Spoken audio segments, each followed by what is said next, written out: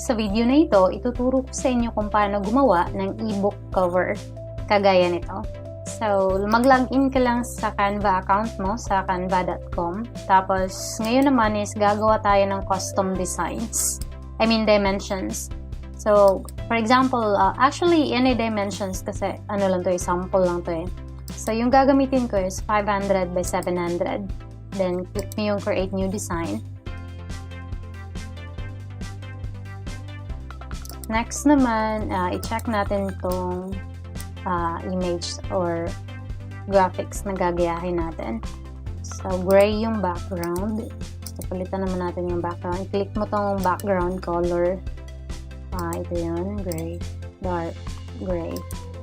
Tapos, pumili tayo ng frames. Frame. Taka dito sa elements. Search mo yung frame.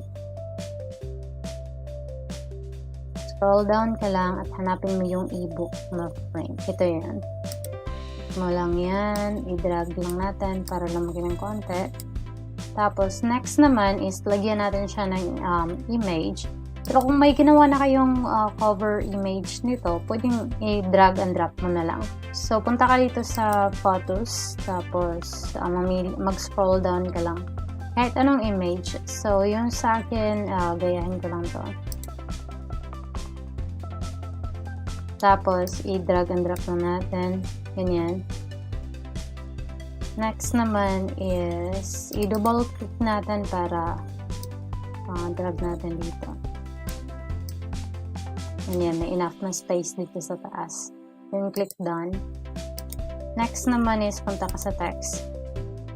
Gamitin natin yung merong design. Ito na yun. Piliin natin tong goal getter na font text. So, drag natin. Change naman natin yung kulay. Ang kulay dito is black and red. So, dapat ito is black. Click mo lang yan. Click mo pang black. At ito yung size red. Ayan. So, now, let's change it. Happy life. So, ito yung life. Naman yung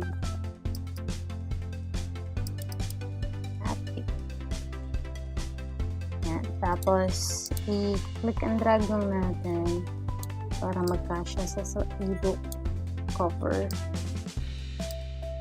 Yan. Tapos, itong icon na to, i-rotate lang natin ng konti. Yan. So, ayan na. So, ganyan lang kadali gumawa ng ebook cover. So, ganyan lang kadali gumawa ng ebook cover. Yan na, pareho sa lahat. So, thank you so much for watching and please like and subscribe. Thanks!